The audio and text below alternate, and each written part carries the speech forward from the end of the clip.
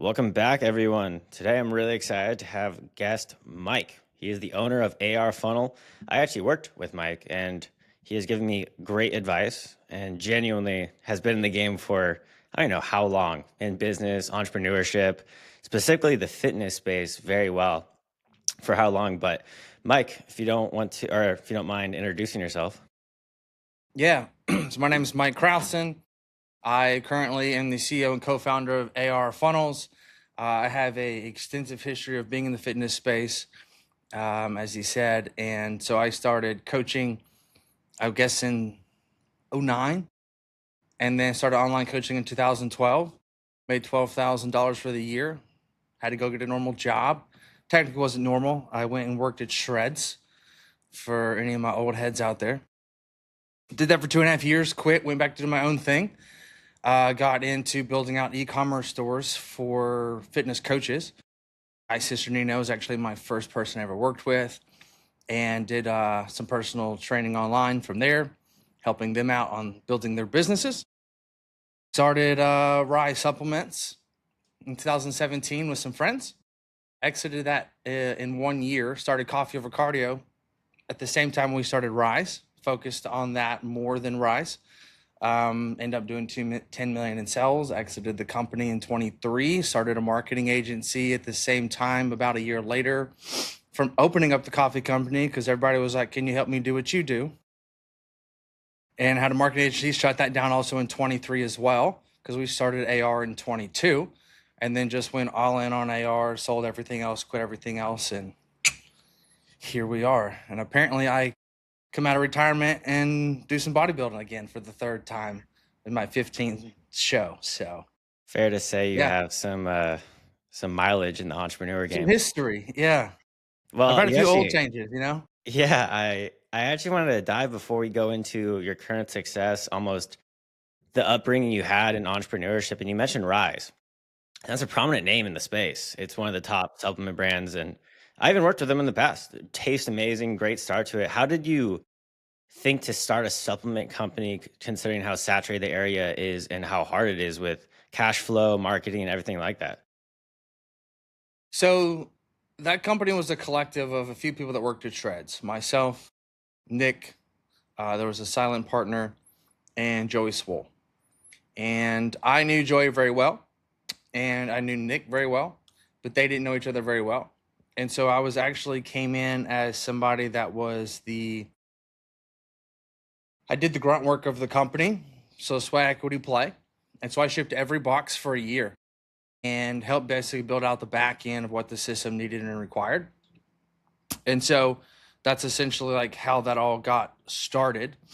Um, and then towards the end, before my exit, I was like, hey, we should really start making videos for the brand and showcase like who we are as owners and do like these talking head and VSL style.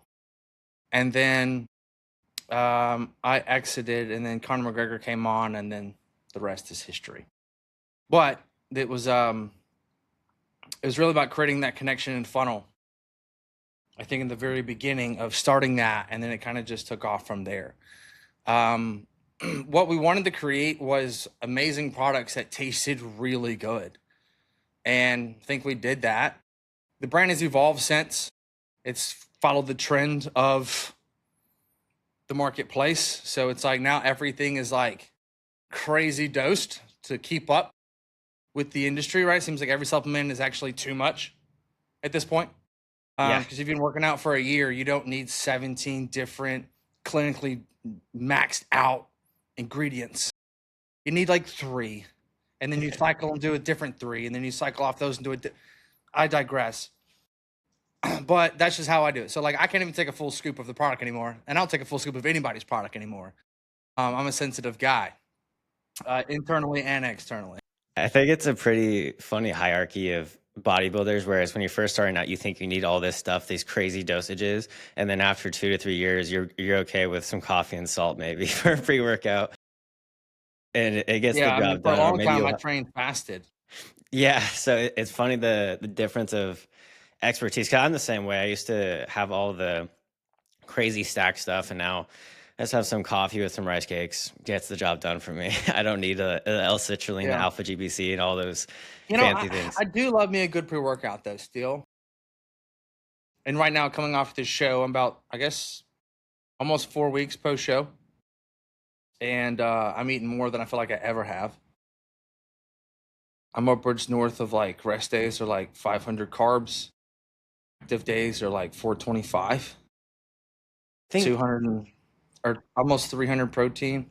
that's very impressive. I think one thing what you prove doing a bodybuilding prep, because a lot of people that do fitness, specifically fitness coach, I'm sure you've seen this time and time again, they think the gym is the end all be all and they can't do entrepreneurship because it takes too much time.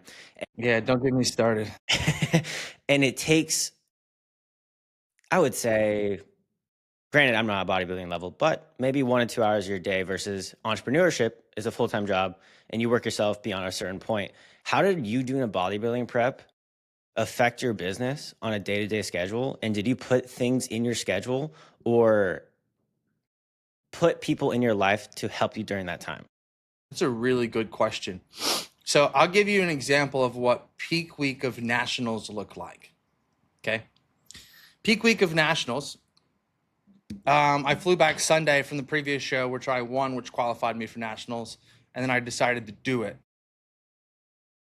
I had my coach stayed with me for 9 days because he flew back down and he had his in-person intensive here, which is a VIP we do for a 6 day, or excuse me, a 6 hour. You come in, we develop and rip your business apart and build it back up. Monday is my meeting day where I have between 5 to 8 meetings, whether it's with VIP clients or the team members, right? Tuesday, in-person intensive, 6 hour day, entertaining. This is peak week. Wednesday, Dan, my sales guy, comes to Dallas. So that's one more person in-house in the office, full day, sales calls, etc. Thursday, the show's here locally in Dallas. At the same time, though, the rest of my team flew in. So 3 other people flew in to the office. And then, so they were here all day. And then we had clients that were local. We're like, yeah, stop by. Like, you're here for the show. Yeah, you can come in. Like, you can hang out, chill, whatever. Friday, I did a podcast with Go High Level here in office. They came to us. We did a podcast Friday morning. Thursday, I actually had to leave because I needed to go at like 3 o'clock. I left to go get my last workout, pump, and go to weigh-ins. Friday morning, I have the podcast. The team is all here. I'm here all day, dressed like this. I literally leave here at 5 o'clock, go home, change, shower, shave, go get my tan. Show Saturday morning. So for me, I'm a business owner who does bodybuilding. I'm not a bodybuilder trying to run a business. And I really like to set that tone and understand like what's our actual goal of what we're trying to accomplish. Now, for me, I have a walking pad I'm standing on right now, and I did between 8 and 10,000 steps a day. Let me rephrase that. I didn't count my total steps. I said I do 4 miles or 5 miles, 8 or 10,000 steps on the walking pad. Everything else is extra.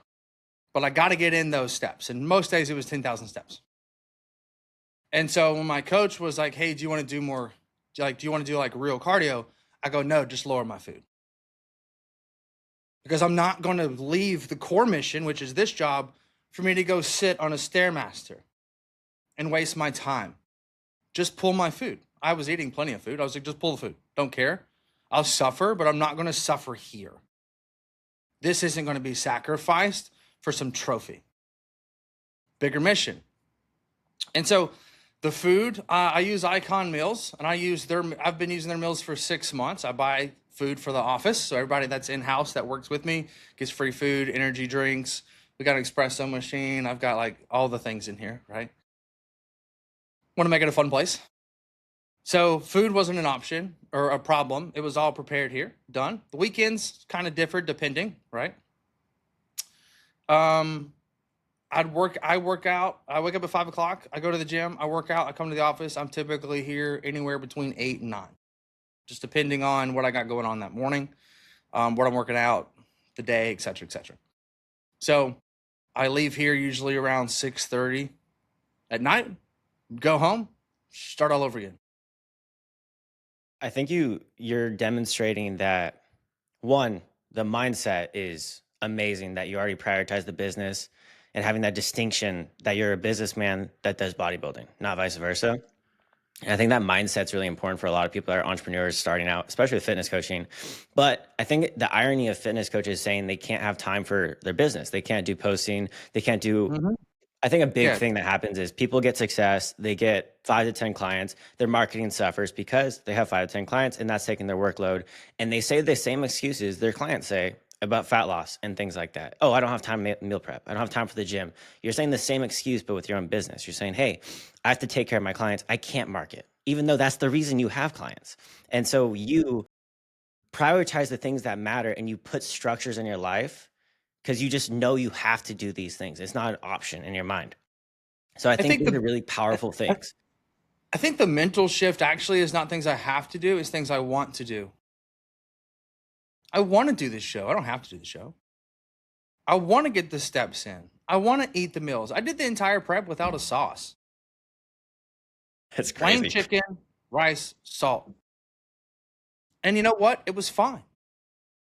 I went out to dinner Wednesday. Actually, I forgot to tell you this. I went out to dinner because my buddy's birthday, my coach turned 25 Wednesday of peak week. We went out to eat 7:30 at night. I took them to a really great restaurant, told them what to order, watched them get this amazing dessert, and was like happy to be there. I think I that's a just good chose to have an attitude of like, he's like, dude, you sure you want to go? I go, I would be honored to go.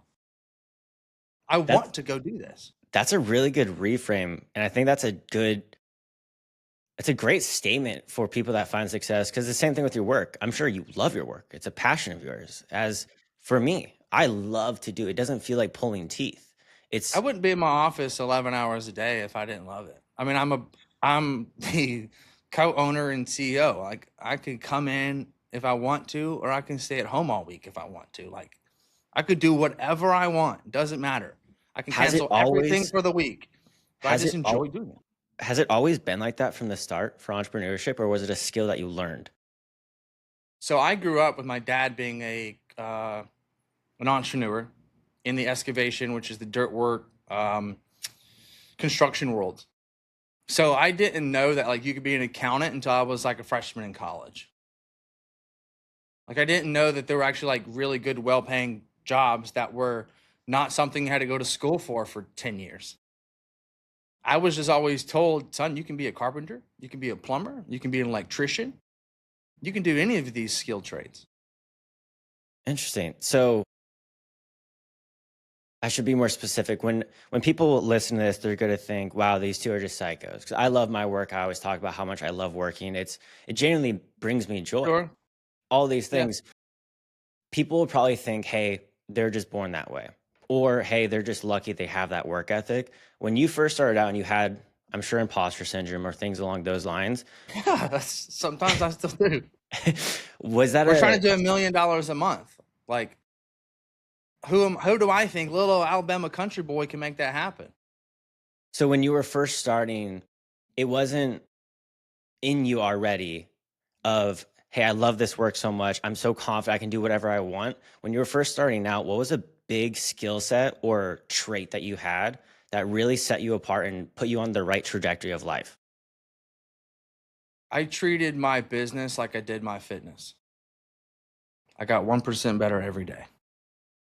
I showed up, I failed, I showed up again. That's the whole point of working out is to go and fail. So everybody that says I don't have the work ethic, you do, or you wouldn't have the body, or you wouldn't go work out, or you wouldn't do the thing inside the fitness area. You're just lacking the ability to see it and then apply it in other areas. But when you don't know how to do something, you take no action. When I don't know how to do something, because I didn't grow up with Google, you just do and figure it out. And then I would just fail forward and fail forward and fail forward and fail forward. Dude, it took me 10 years to make six figures. I was 29 before I made $100,000. Like that's only $8,000 a month. 10 years. And people quit after 80 days. I think it's a great distinction, fitness people specifically. I heard a great quote that discipline is doing action that you're basically delaying the gratification of it. And a lot of people think fitness people are the most disciplined people ever because they look amazing. They have the body of their dreams. But it's not true discipline when it's genuinely what you wake up and breathe and you love all these things. And since me and you both work with fitness coaches for quite a bit, we get to see that they're actually not disciplined when they have to post, when they have to work on SOPs, when they have to do outbound, when they have to do inbound, when they're setting people, all the boring things people don't want to do in the business space. So you would think with their work ethics, it would be a beautiful case. Every fitness person with a dream bod, they should be the best entrepreneurs ever. But we both get to see most of the time it doesn't translate perfectly where they love fitness. That's why they look great. They don't love the boring things on the mundane. I mean, I'm sure you do 5 tasks a day that you don't love. They're boring. You just have to do it because you know it's a part of your Yeah. business. It's Alex Mosley called it resilience, right? Like people that find success in business are the ones that get kicked in the teeth and do the things they don't want to do, like they love them and just want to continue to keep doing them because you know that it's required to get to the next level. And then you just continue to do it until you get to a level to where you can hire somebody to do that task that you no longer want to do. 100%. And I think delegation is a huge factor of growth. And a lot of people are control freaks on delegation because they don't trust people. Go to micromanaging or you, but that's the hard part, right? Me and Baker talked about this on a podcast yesterday to where when a coach gets up to around that $25,000 mark a month, this is like those awkward teenage years to where it's like you have to start hiring and you try to delegate, but it's like you also have to determine, do you want to be the coach or the entrepreneur? Because once you start hiring, you're trying to hire people to either help with the business or help with the coaching. And a lot of coaches are great at coaching, but they're not good business owners, so they blame everybody else. So it's like, well, the algorithm hates me or this or that or whatever, and it's an outward pointing thing. But you're a really great coach, but there's a lot of really great coaches that actually never make any money. And then you have the entrepreneur who knows how to make the money, but then fall flat on their face because they do a poor job in fulfillment because they care more about the money and the business and the growth than they do the client fulfillment and retention and results. So it's really trying to find this balance of like what you're good at, what you're not good at. And I think you really need to lean into your strengths and find somebody or, learn how to do the other things and focus on what you're good at, right? Like, take Smoke, for example, Michael Smoke. He's an amazing content creator. He should focus on doing just that, in which he is, right? Yeah. That's his main objective, is just to push that. And then he hires us to help him with the back end because those are not things that he thrives in or wants to thrive in. Yeah, I love Mike. He's one of my best friends, and I challenge him quite aggressively because I tell him that he's much more than a community. He's more of a higher up life coach, mentor, not just a fitness person. He's a leader. Yeah, and so I've always challenged him. I'm glad he's transitioning. I don't know if he's announced this, so I don't want to announce for him, but in January or February, he's announcing his transition, which I'm very proud of him for doing. I've been on his case to do. And I think that's a great point. High leverage skills. What is your highest leverage skill? And you should stay with that. And I think there is a beautiful thing that you mentioned because I always talk with a person that has helped me with my offer dramatically. She started as a client, turned into my closer, and she's just leveled up in my business throughout the time. It's just kind of like that moonshot closer that just changes the offer as a whole. And we talk about this one thing where if you're on your offer and you're doing closing calls, and I got to a boiling point, I didn't have a closer until I hit my first 50K month. And that was a really stupid decision. Looking in hindsight, so stupid. I would have gotten way beyond if I wasn't closing my own offer. But learning those sales skills and actually understanding how the sales process worked, I could actually hire someone that did it properly. I can interview the right people and know they could do the job correctly. And sales is the most transformed. You can learn sales, you can learn anything else. Sales is a part of day-to-day life. So I think doing the action first is a really powerful thing in certain skills of your offer. Because if you've never done sales, it's going to make you suffer in so many other areas. So what you're saying is so true, though. There's entrepreneurs and then there's coaches. And the worst thing on earth is the best coach doesn't mean they're the most successful coach. It's the best Mhm. marketer and the best closer and the best fulfillment. That's something a lot of people forget. If your clients don't retain, I actually am very impressed with the way you run your business. As someone that was a part of AR Funnel, you guys go above and beyond on making people feel special. Genuinely, you guys send merch, handwritten letters. That is an extra touch as an entrepreneur myself that I'm trying to mimic in my business now, because the way I felt it, you're wearing the merch right now, the hat, that's genius. People wearing Coach. I'm sure you can market that like, oh, you know that guy? He's wearing Coach because he's a part of my company. We do. It's genius, but also people feel taken care of. It doesn't feel like a business transaction. It feels like they're a part of your team. And that's something that I really respect on how you run your business. You mentioned even with your employees, you have meal prep, you have meals, you have the everything for your employees because the environment is so important. And the environment you have with your customers is unbelievable. And I think that's a huge reason for the success of your business. You're not afraid to go in the negative or reinvest into your company so people stay. That's a really important thing people don't think of, because in high ticket coaching, so $2,500 package for 4 months, they think, okay, that's done. They don't respond once a day. Maybe that's it. And they lose clients and they have no people that retain long. They don't have any referrals and the business crumbles because of that. So, what was a big point in your life that you thought, hey, I need to start giving this fulfillment to my customers so they stay? Was there any turning point that needed to happen in your business? Yeah, I mean, just so we're clear, like this isn't my first business, right?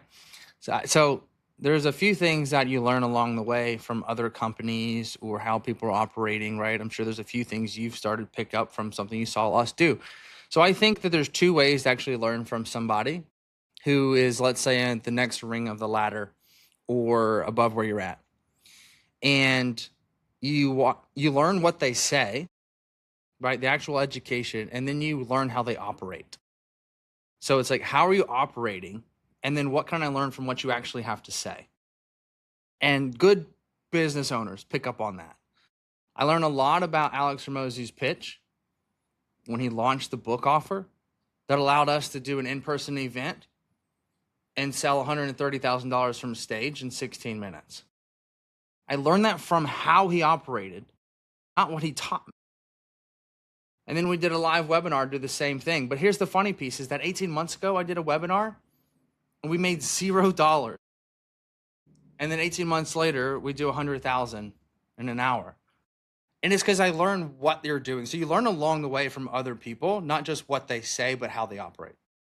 For me, one of the biggest things that I learned that I did not want to do when I was doing Shopify and I had the coffee company, I bought an app, and it was a 3-year contract for $159. I used the app for 90 days and they wouldn't let me cancel it. And I said, I'll never do that to somebody. So our entire company, as you know, is month to month. No term links, no contracts. Because the truth is, like, if you don't want to be here, I don't want you here either. Right? That's just how we operate. If somebody comes in and they pay us, this happened 2 weeks ago. Somebody came in, paid us, expectation wasn't set. They were being more of a hassle for my team than I felt necessary. Full refund, you can leave, you're fired. After we did all the work, refund, leave. Not worth putting that cancer in my business. So you learn that money is not as nice as peace, and an extra X amount of dollars isn't worth it. In the beginning, you feel like you got to just collect all the money, and then you're stressing out about how this client's not actually a great fit for what it is you do, but it was money, so you took it, and then it just turns into more strife and more stress than's required. So that was one thing that I learned from a customer service standpoint. I mean, we're service first over everything. That's just really important to us because we do feel like in the space of business coaching, I hate to use the word like guru, but you understand the idea of what I'm trying to talk about here. There's a lot of it's very transactional, and we have a rule that we run, and it's called day 51. You treat that client on day 51 like you did day one when they swiped that credit card. The same amount of attention goes to them. You know what's required of my team to make that happen? Is because if they fail, they cancel. So every call is a sales call. And that's service first, is when you're trying to win the client over every single time you talk to them. It's no longer a transaction because the transaction happens every 30 days. That's really impressive that, I mean, after all this time and all the success, you still have that mindset. But I also think that's a reason you still have that success. And I think it's cool because I love psychology, and the biggest return on a client for their satisfaction of the service is within 24 hours. I believe 90% of the perception of your business is made already with how they were treated. You guys do above and beyond. I've been through the ringer. Like, it is a very good experience. And so setting that expectation, that's something I had to learn the wrong way, where I thought the service would be so impeccable that there's no way they could be upset. Like, I have a community, I have people, client success managers, I have all these things. And I had a client within 24 hours, I dropped the ball. I rescheduled the onboarding. I double booked, and I didn't do my due diligence. I could have done better. In the heart of hearts, I know I could have done better. Immediate dispute. Immediate after a week. They already got results. Immediate dispute. I was like, what is going on? They have all these systems. We have community calls. We have all these like so above and beyond. Yet that first 24 hours failed. And there's no Yes. going back. Primacy. It's so important on that first week because I just created a large investment into myself, into your company. And there's this buyer remorse window into where it's, if I fail in the first week within the honeymoon phase, what's it going to look like in 60 days? Yeah. It's just like the expectation isn't being set, right? And it can obviously, like, dude, you're going to have like basic mistakes, you know, or you're going to drop the ball, or you're going to forget, or something's going to happen, or power's going to go out, Wi-Fi, like stuff's going to happen. And there's some things that are just like not really in your control. And then some of them are, you just have bad client. Like, yes. we've sold somebody that we shouldn't have sold, right? Where they're like, maybe they weren't doing well enough to hire us. Like, they're an in-person trainer wanting to go online. That's not who we work with, right? And so it's like, they really wanted to buy into us, and we should have said, but you're not ready. So we just did a good job of selling, and it's like, I don't want to sell somebody. I want them to choose to be here. It's a really big difference. And sometimes, and then, of course, we're B2B, so it's a little bit different, right? In fitness coaching, your job is to sell them, because for so long they've been selling themselves short, and the only way you can help them is to collect the money. And so it's really important, and it is your job to collect the money so that you can change their life. In the business world, I think it's just slightly different.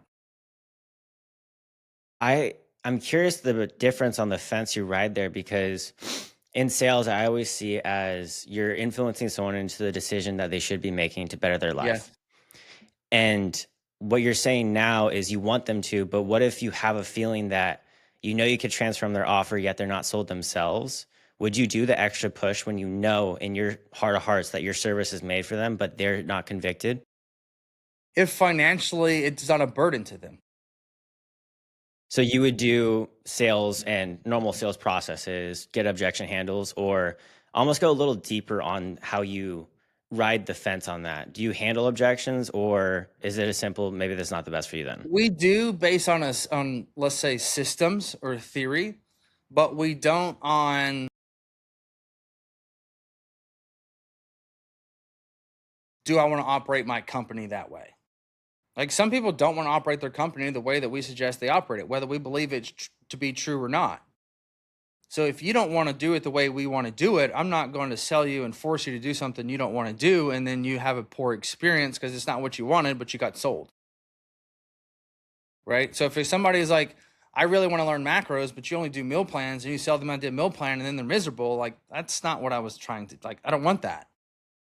Right? And so no one leaves our company that's quit and gone and moved on. There is a very, very, very, very small amount of people that are going to be like, I don't like those guys. Yeah. You guys handle everything amazing. I mean, We've done everything from refunds to free months to bend over backwards, taking calls in Australia at 9 p.m. Like, we do anything and everything we can to satisfy the customer because what you think of us is really important. And a lot of our business at this point is like referrals. Like, we get a new referral every single day. How about this? To the amount of money that we make compared to the ad spend, I guarantee you in the business space, we have the highest ratio. I Highest ROAS. spend $2,000 a week on ads. Yeah, I mean, as someone that And we did $2.2 million last year. I think there's one No one else thing is doing that. that set you guys apart in my mind was I was kind of freaking out because I hit my first, I believe, like 58 or $60,000 month, and I made 12K the next, and I was freaking out. And I didn't know what was going on. Nothing changed. I was posting, engagement's the same, SOPs are fine, everything is okay. Nothing has changed in the business, and I went from 60 to 12K.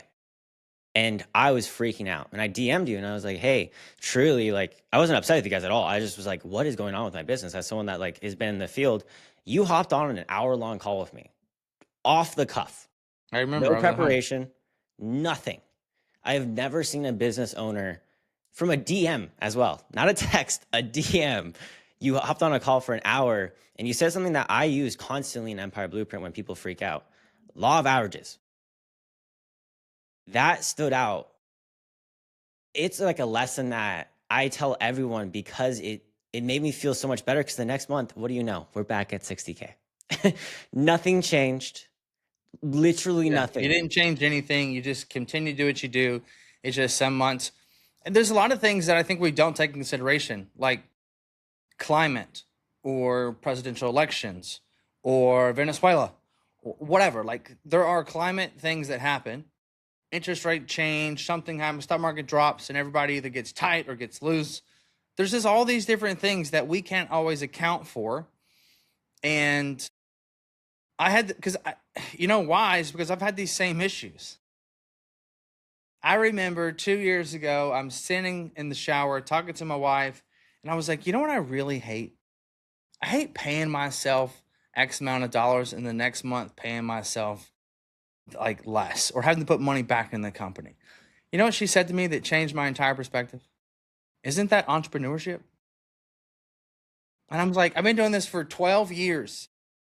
And I was like, huh, yeah, I guess it is. It's a good woman you're with. That's a great And so what perspective. I did was I stopped paying myself this. What did we make that month? Let me take a percentage. I go, no. How about law of averages? How much money do you make on average for the last X amount of months? You're going to pay yourself a flat rate. So I get a salary. And then at the end of the year, I decide to either we invest or divvy out. But I don't have this up and down emotional roller coaster where my money's at. I live my lifestyle based off of the amount of money that I pay myself every single month. So I get to go to sleep at night not worrying about, am I going to be able to make as much money next month? Because I just bought this car. It's like, well, if I couldn't buy it with the salary, I shouldn't have got it in the first place. And so I've Yeah, now built a business that actually now is a job for me with a bonus at the end of the year. I think it's a great way to think. I've always had a very frugal mindset, and I don't think I've ever had a month I spend over 3K on myself, including my rent. I don't really get gratification from stuff like that, which I thank the Lord every day. I don't have that for some reason. I have a weird issue where I like to see consistent numbers. I don't like seeing the ebbs and flows, not because it's revenue to my pocket. It's making me feel as a failure as an entrepreneur. And that's something that I have to deal with. And I've done the averages and things along those lines. So I feel like no matter what, especially nowadays, the entrepreneurship where people rent Lambos and say they're this rich and all the paycheck Mm-hmm. to paycheck guys, I think it's really important what you said, where you set a salary and you almost not forget the revenue your business does. You obviously want to drive revenue, but it's just Mm-hmm. consistencies. And you live probably Consistency wins. below your means as well. You probably don't spend every dollar you make because that's No, crazy. I invest quite a bit. Because it's like, well, get it while the getting's good. Because hey, what tomorrow it could all change. That's 100%. also And entrepreneurship. I have a question, since you've done so many entrepreneurship routes and so many different businesses, what what trait gives a disproportionate return relative to your effort? What trait? Hmm.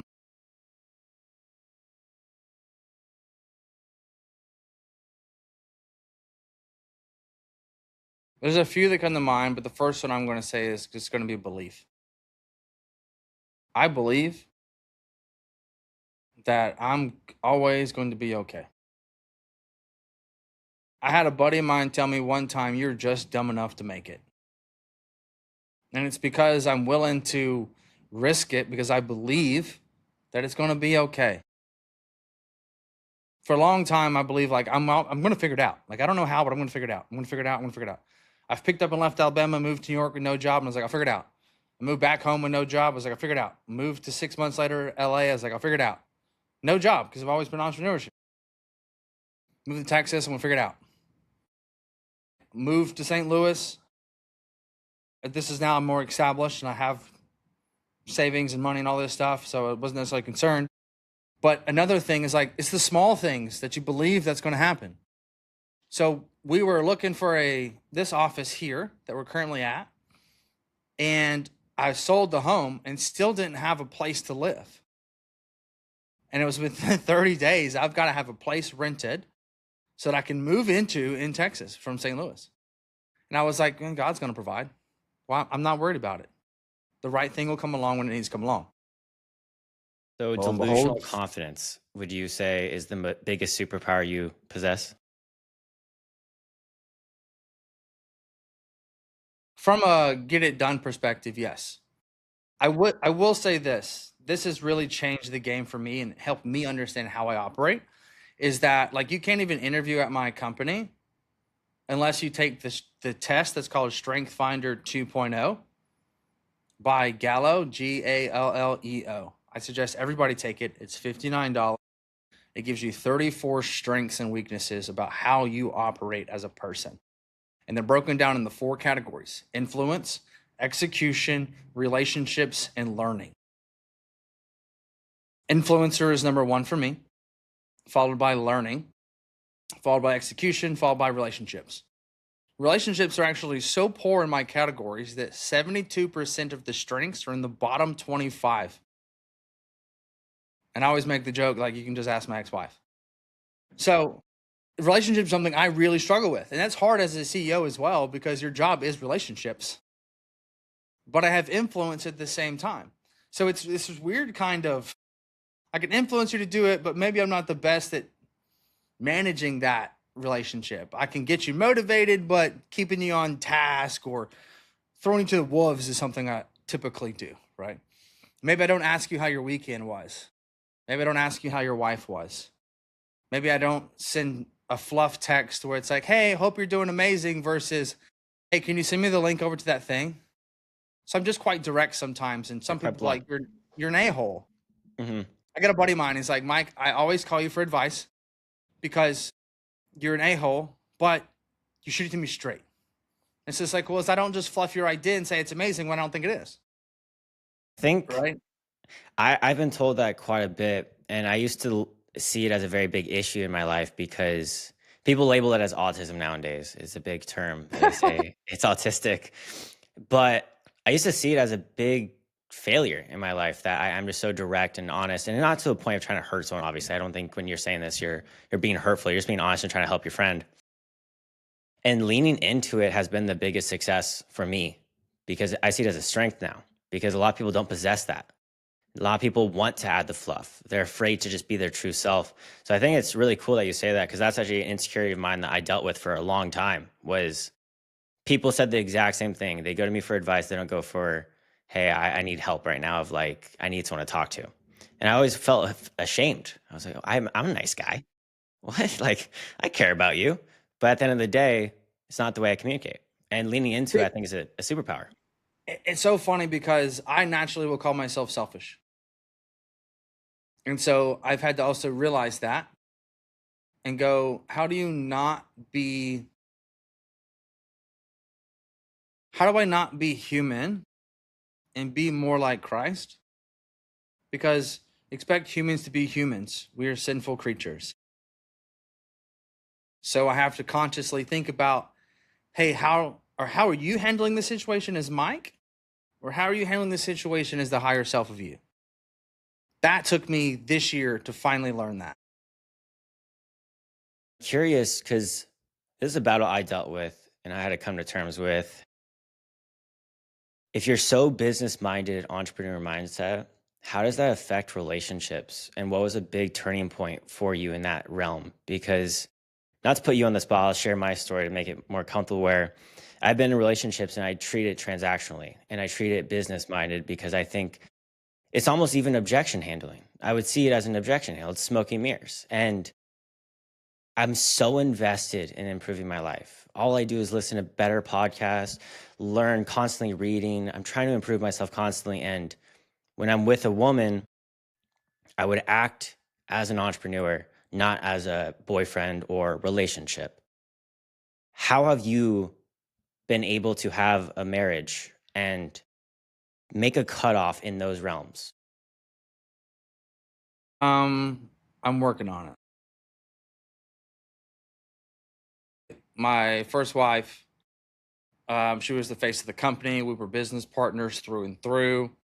There wasn't much of a difference. We just commingled it all together, and it actually went kind of smoothly to some degree.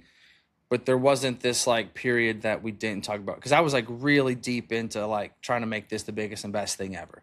So like I'd be on my laptop all the way to 9:30 at night, sitting on the couch while she's not. Now, my wife runs a coaching company, quite successful, and I want to just drop some nuggets on things she can do or ideas. She's like, "Hey, I need you to not be my coach. I need you to be my husband." And it's a good reset to where it's like, "Hey, it's not my business. Stop running it like it is." Even though I really want to, it doesn't matter. It's not mine. So all I'm doing is giving unsolicited advice.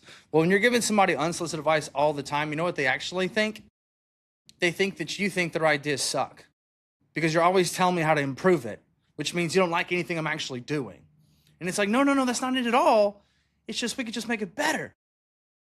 I couldn't relate more to what you're saying. So I've for been with me, I women. had to like just completely take a step back and go, hey, I think that's a mistake, but it's not my business. How can I support you do it the way you want to do it, even though I don't think that it's the right way? Would you say there needs to be a specific woman to be with someone that's an entrepreneur? Absolutely. I'm gone Because 11 hours a day. I leave the house at 6 and I get home at 7. yeah, because what you said is complete truth. If no one believes what you just said, Mike, I have a living testimony where I've been with a woman and she was coaching and she was doing 2K a month. Proud to say, testimonial wise, got her to 10K in 30 days. Didn't end well. Because I saw the potential and I thought, hey, this is how you should do these things, all from love. Truly, it Yeah. came from a loving place, was not portrayed as a loving place. And what you said was true. It builds resentment. They think you're better than them, or they think that you think you're better than them. Yeah. So we both took the strength finder test, right? My wife and myself. And then I have a mentor, a good friend, who mediated the results. So my wife is strategic, number one. Well, let me just start with myself. So I'm futuristic, meaning that you give me a spark, I will create a wildfire instantly on how to grow your business, which is why I can take one call and change the projection of where you're going, because I can see it instantly, which means that I see what you're doing. And then here's all the things that I would do if I was you on how to grow it. That is actually my biggest superpower from a business perspective. The second thing is competition. Third is significance, which is being a part of something greater. The low of that is being the center of attention. So I have to watch that. 4 is strategic. And 5 is achiever. All those are like, let's go to the moon. I have 0 relationship qualities in my top 10 of the 34. The other ones are like command, which means like self-belief is number 6, etc., etc. My wife's first one is strategic, followed by the second one being futuristic, followed by the third one being relator, which is a relationship category. I'm just going to use those top 3. I see the future. She sees the future. She is strategic. I'm strategic. So we both believe that our way that we can see is correct. And the truth is that they both are. They're just different. And so when we picture in the future and we're off by 2 degrees, but at 10 miles, 2 degrees is a massive difference. And we're going to argue the difference of that 2% to our core because we believe we are correct. I can't get her to change her mind and she can't get me to change my mind, but it's not my business. So I have to say, let's do it your way. And there are many times she's given me advice in my business and I go, I'm not doing that. And it's not that she was wrong. In fact, her idea was great. It's just not what I believe is the best. And so we've had to really battle and learn that. And it's what allows us to both to be successful in our own ways. But it's really important to learn like how your people operate. And so we make everybody take it because I need to know how to communicate with her. And then more importantly, I need to see how I'm coming off whenever I do communicate. I know that I don't fluff. She's relator, which means she needs more of that. So I have to go out of my natural state to be more of a relationship whenever it comes to communicating. She's very good at communication. I won't win an argument. She's extremely intelligent. And so it's like this battle between how do I get my point across without being harsh? And then how do I make like her feel like she's worthy or believes that like I think her idea is great, et cetera, right? So, and ChatGPT does an amazing job of like throwing these things together, and then you just upload both your results, and then like give me the good, bad, and the ugly, and it'll be like you guys thrive in this area, you're going to have struggles in this area, you know, and you can say like in business or personal, and it shows you how to communicate. Hey, you need to make sure that whenever you deliver an idea, that you include this and this and this, and vice versa. When you're talking to Mike, don't fluff it. Don't ask him about his weekend. Just be direct and to the point. Because I feel like you're wasting my time asking me how my weekend was. Tell me where we're going, baby. Let's go places. Let's do things. I'm futuristic. It sounds similar to the business world of willingness to change for the better. You're willing to do self-development and learn each other, and you're the willingness to change to accommodate each other. You just want to try to learn it throughout having to go through poor experiences. And this is why I like the Strength Finder, because it's like, hey, study this because this is what's needed to work with that person. 100%. I'm going to take the test after this. You sold me. Dude, I think you should. It's Strength Finder 2.0 by Gallo, Galleo. There's going to be a lot of them on the top that are going to like try to take your money. It's not it. It's Gallo. It's $59. You should be an affiliate. You sold me well on it. I got sold on it, and it changed everything. I'm really excited to see it, and not to have a huge 180 of what we're doing, but I think what is something in your business, similar to the question as before, in your business, not your trade, that has given you the highest return relative to effort, disproportionately?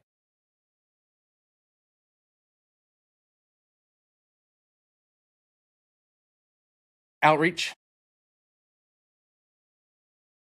Can you elaborate on that? Outreach. Starting conversations, shaking hands, kissing babies. Whether that's reaching out to coaches from my Instagram, whether that's going to events, exposure. It's like, how do I get myself in front of people? Those always give the biggest and most long-term results. We have people sign up that I cold DM'd in 2023. We have people that sign up that I go to an event and I met them 2 years ago, and then they sign up because I had the relationship. So building relationships is I've come to find out is my job, which is why I'm posting 6 times a day, going to 25 different bodybuilding shows this year, doing booths, like building relationships and networks, doing 3 podcasts, 2 YouTubes a week. Like, it's just exposure, exposure, exposure. There's a lot of effort that comes to that, but I'm deciding and choosing to put all this effort into it because I know the return of just a little bit of effort. I So think what that's happens when I go all in on that effort? I'm excited to see this year. Your 6 posts a day is shocking, and I know you're gonna do it with your work ethic and your resilience, and it's gonna be amazing to see, honestly. And in your business, since you work with fitness coaches, I work with fitness coaches, what would you say is the biggest piece of advice that will transform someone going from 0 to 10K after all the years of working with fitness coaches? What do you think the biggest thing is when they're first starting out, fresh? Yeah. Yeah. I think it's clear as day. Stop thinking you're McDonald's and people are just going to walk in and take orders. You don't have the branding. You do not have that establishment.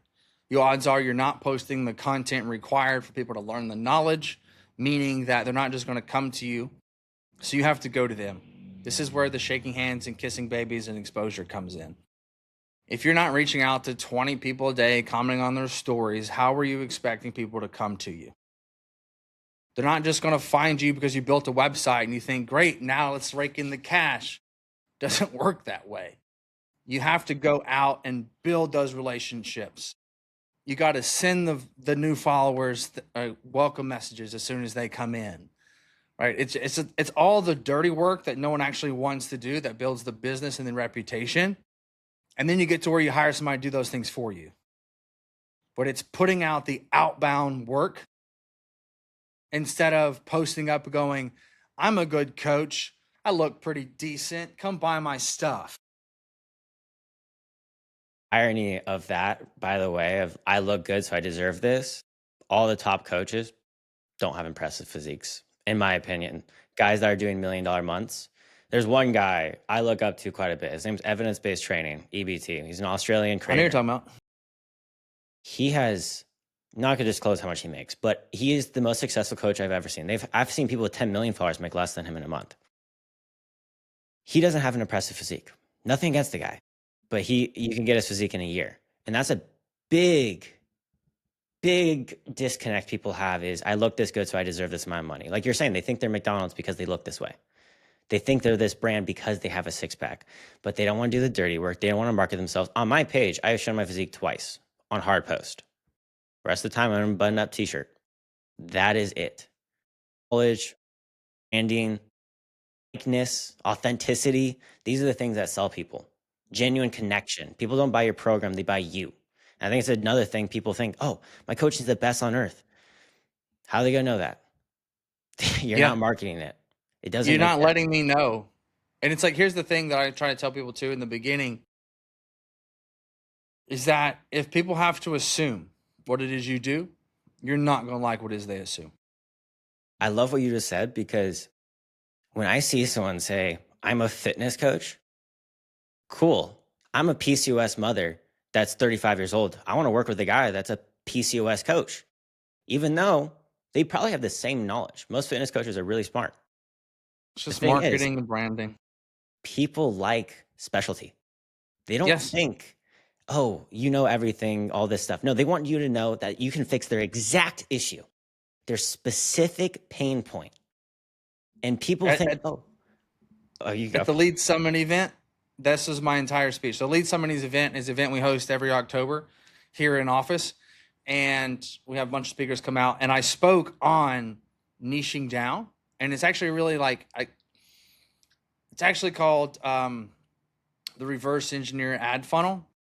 It's like we have to start with end user in mind and then work backwards on how we market to them. And I view it like this is like I help moms or I help night shift nurses.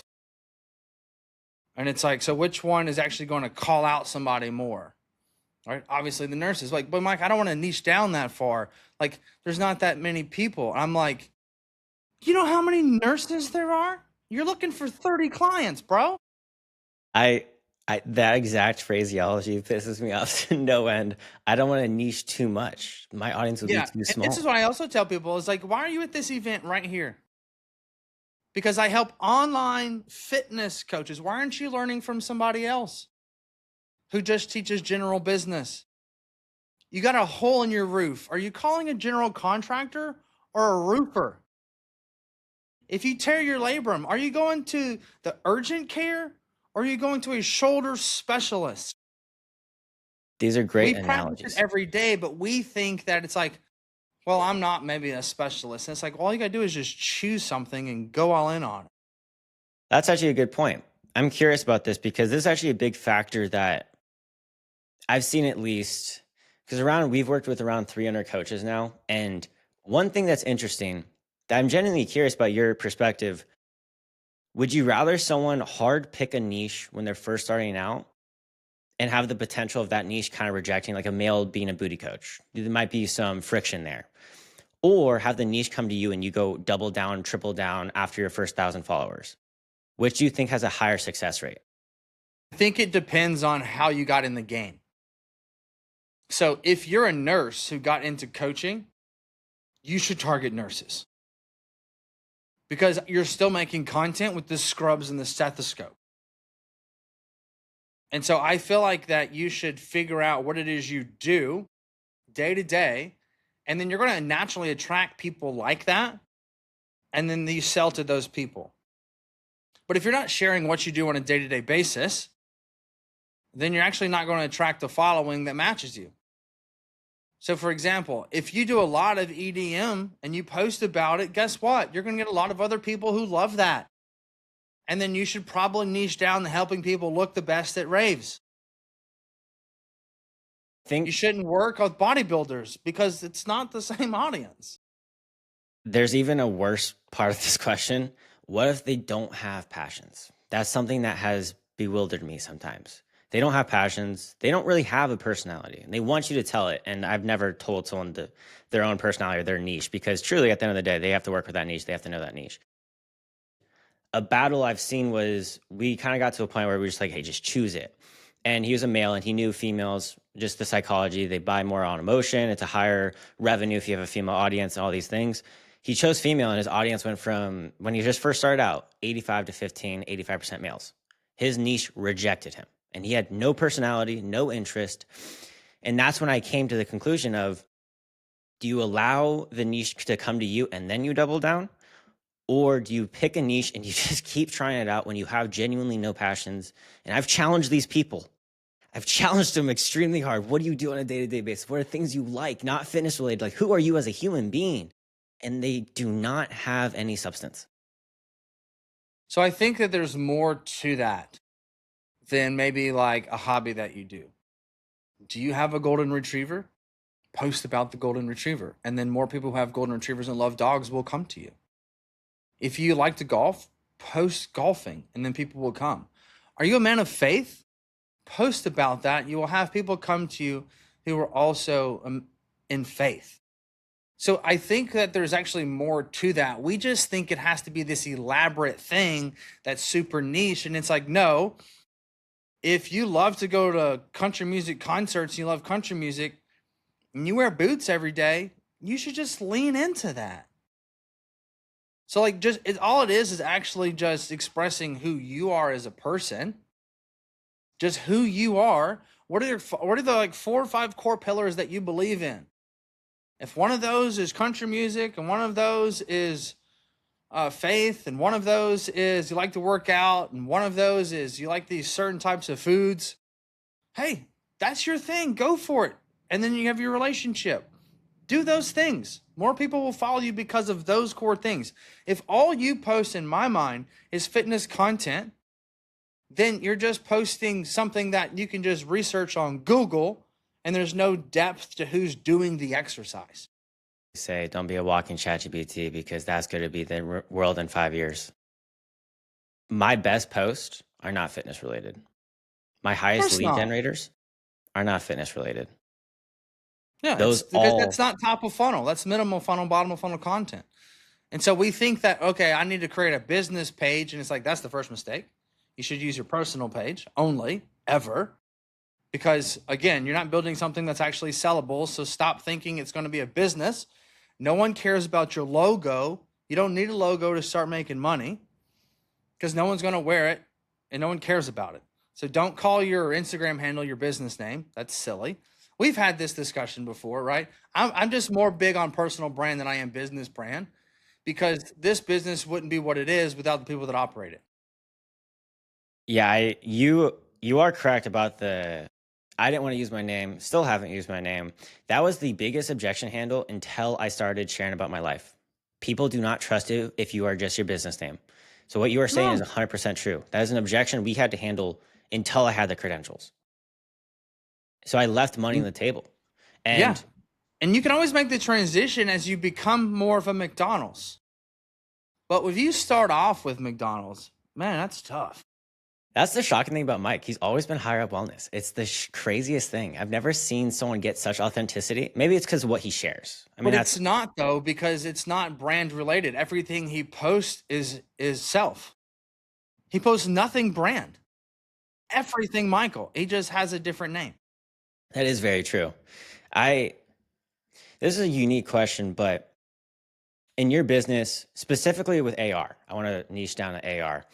What is one thing that you automated or delegated too early that you just held on to it for too long?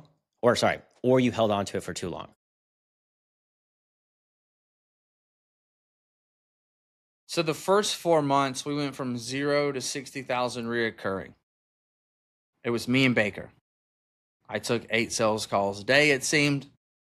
Did all the content and everything, all the funnels and everything. He did all the onboarding and fulfillment going into AR, which is GHL, right? And then we made a hire, and it kind of like changed the game. So that was a big one. I think maybe we waited maybe a tad too long. We didn't hire onboarding specialists fast enough. So we actually had to change the offer because we couldn't fulfill it. And then that was stupid. I always tell people, like, and this is a big one. A lot of coaches find success and they're like, okay, I'm going to change my offer and I'm going to add in a low ticket because I don't have time. It's like, so you're doing so good. You're going to change everything and quit it and do something different. Success is so easy. We're going to scrap it. It's like, why don't you just hire? And that was the mistake we made. We didn't hire, we changed. And you make changes when you hit these pain point thresholds, and then you make a rash decision versus just hiring somebody to help you. So that's one thing we didn't do. That was bad. Something I did too soon.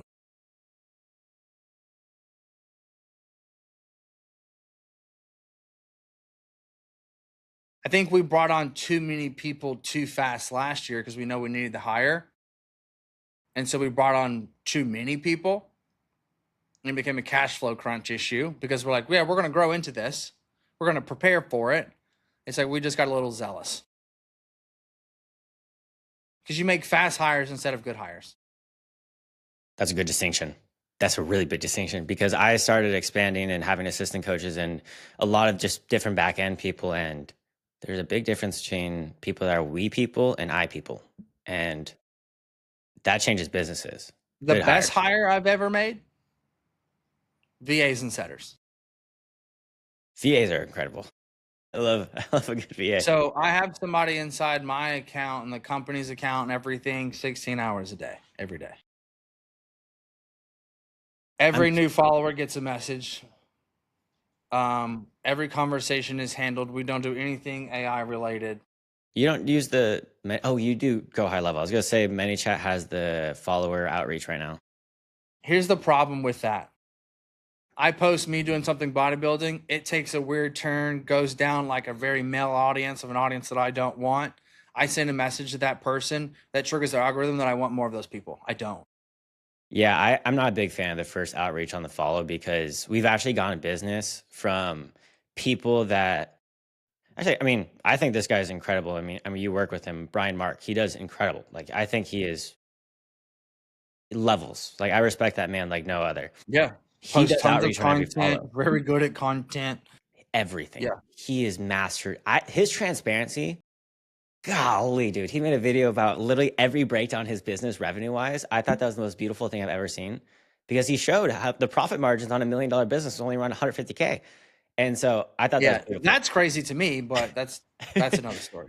But yeah, and with him, he goes very aggressive on outreach. I obviously funnel hack as many people as possible. It's just I Sure. love doing it. It's called And I followed learning. him and his outreach, it was a triple text. And we've actually gotten clients because it came across as desperate, but in reality, he's just the best at marketing. So I think there's a fine line between desperate, well, not desperate, but outreach till annoyance. Yeah, so I think when you say triple text, what do you mean? Explain for those that don't I know. follow him. He says, "What's up? What's up, gang?" or something, exclamation point. Thanks for following my page. What's your interest? Are you an online fitness coach? Something like that. I don't respond. Hey, did you see this text? Don't respond. Another text. Hey, man, noticed you left me on red, ha ha ha, or something like that. And then I was like, okay, this is getting annoying. Yep. You want to know the best thing you can do? This What is is it? something we found that's game changing. We don't cold DM. We comment on your story. Oh, that's really smart. And we make it relatable to what the thing is about. So, fitness coach posts a transformation or that they're working out in the morning or they got their coffee and we're like, best way to start today. Just want to say thank you so much for the follow. Are you looking to learn from content? Or are you looking to set up an automated lead funnel? That's really smart. Personal touch. There's a couple with, actually, I don't know if you work with them. You may work with them. I think it's the funniest ICA I've ever seen in my life. And it's the most specific niche I've ever seen in my life. It's a couple, and they work with coaches that are out of shape and they're too invested on their offer. So they coach coaches on fitness, not Interesting. entrepreneurship. I think it's the funniest thing. But they have warm lead one of my friends for over a year, swiping up on their story constantly for a year straight. I thought that was the most impressive outreach I have ever seen because it's all organic kindness, no pitch, anything. And they eventually closed them after a year of nurture, of just stories and just asking about their day. And Very that's impressive. really just people that view your stories, having a setter or VA going, everybody views a story. Go send love, go send love, go send love. That's a really big thing that we do because we think it's just so important to stay front of mind. Because here's the thing for all my coaches out there, somebody sees you're real, they give you a follow, they don't know how to pronounce your last name. They're not going to fill out an application. I'm not going to indulge all my insecurities to somebody that don't know how to pronounce their last name that I just saw 30 seconds ago, which is why I think applications the most porous form of lead magnets there is. For coaches that normally run applications only or DM me keyword to get started, just have enough volume to get by with it. That ain't most people, right? So for us, it's like we want to create touch points.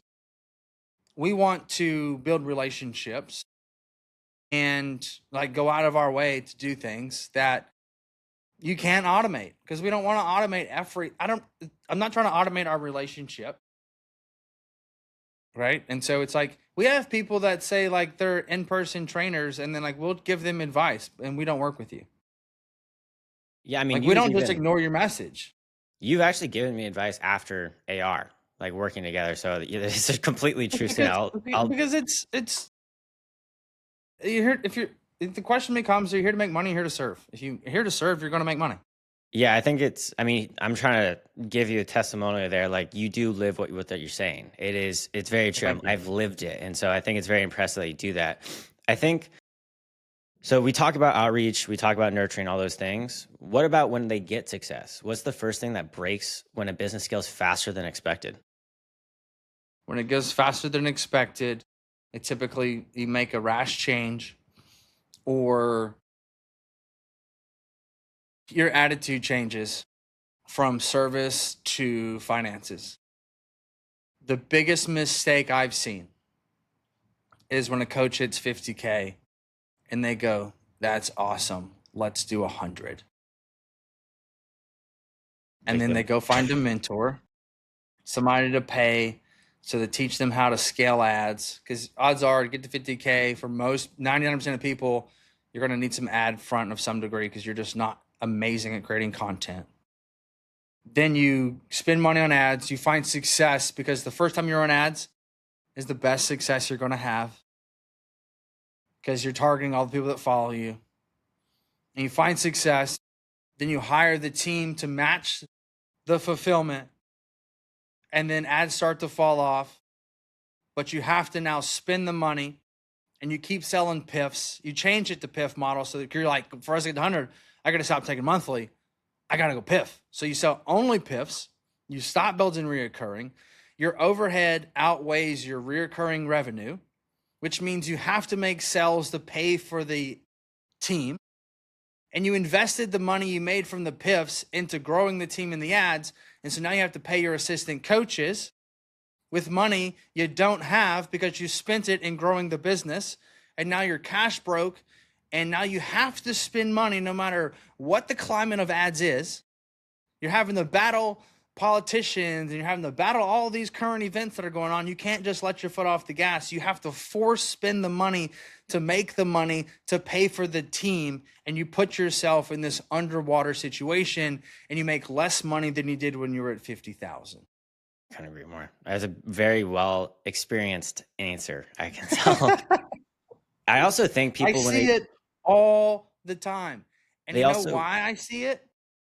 Because I did the same thing with the coffee company. well also they get a switch. I've noticed when people find success with ads, they lower their organic because they see a higher ROI Yeah, on the we ads, we and the take the organic easiest suffers. path. Your retention goes to shit because you can't fulfill it. You're growing too fast. And so it just many things happen that cause the company to like you make quick hires instead of good hires. Retention goes down, your lifetime value is less. What you haven't took in consideration is acquisition cost because it's all new to you. And so like there's one thing I hate seeing right now, and it's like these testimonials and some ads that are like, I doubled my revenue in 1 month. And it's like because you spent 3 times as much on ads. I'll actually give a testimony where what you said is completely true. Your first month of ads, you get this honeymoon phase. I was rocking a 9 ROAS, 9x. Yeah. And I was like, holy cow, because I didn't run ads until I hit 75K rev. And I have right now, I believe 60K MRR. So I was like, okay, we're ready for ads. I think that's great. And I got this honeymoon effect. I was like, oh, ads are incredible. After 30 days, we're breaking even. I was I was like, what's going on? I can't just sell them constantly through ads. And that was a big wake up point for me and learning ads, learning good organic. And I mean, obviously I funnel hacked you guys as well for ads. You guys actually structure very organic, not super high quality on purpose, which I do as well, because people see ads. The psychology, people see it, they just swipe through. Their thumb rate is like the worst on earth. Yeah. Our ad strategy at this point, our company strategy at this point is proof over persuasion. You know somebody that works with me. And before you get on the sales call, I know who that person is. You will receive a video of that person. I also I think what you guys do extremely well, I mean, you just kind of alluded to it, was the referrals, the word of mouth. I mean, Mike spoke so highly of you guys. Like Mike already sold me before I hopped on a call with you. Like it was purely logistics at that point. It wasn't any objection handling. It was just literally if we were a good fit. So, and obviously it was a good fit. I had a great experience and then just had my own things. And so I think that's a really good way to put it. Ads nowadays are such an interesting game too. I don't know if you've noticed it as well. I've spoken to agencies and they run two funnels. They call it the dumb funnel and the smart funnel. Unfortunately, the dumb funnel, the people that don't have a larger IQ, has a way higher return than the smart funnel, where you just basically tell people, hey, this is your pain point. I can fix your pain point.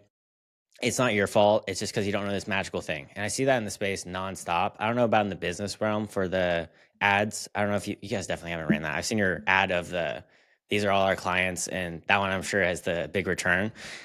Have you noticed? Honestly, our biggest return on ads are our graphics, not even videos. Really? Yeah, saying of like this coach's win or We've worked with 800 plus fitness coaches. You don't have to take our word for it, take theirs. That's a good angle. It's a very unique pitch. I think it almost stops people because it feels like what they don't want me.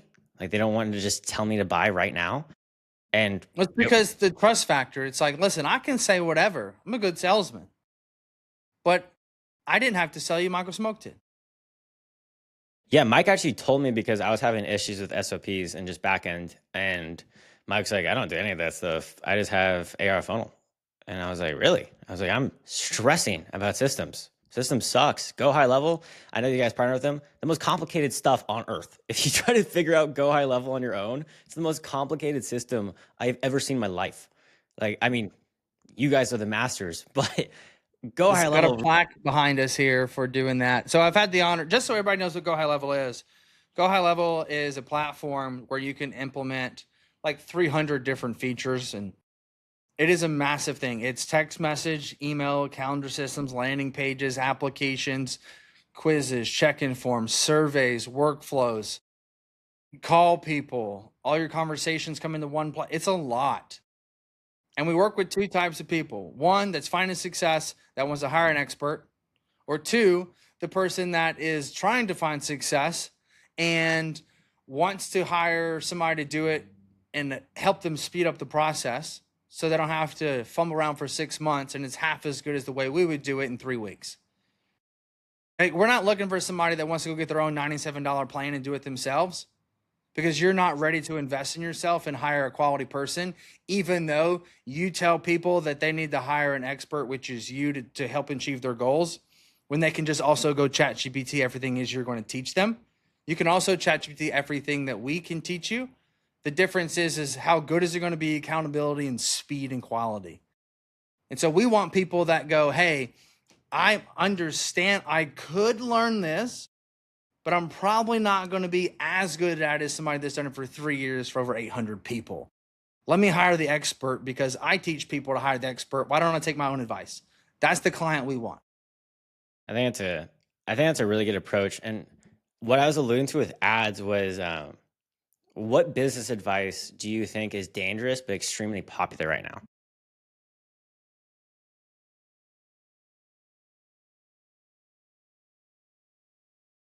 Telling people to sell by chat that are not good at sales. Telling people they don't need a funnel, but comment keyword and I'll put you into my funnel.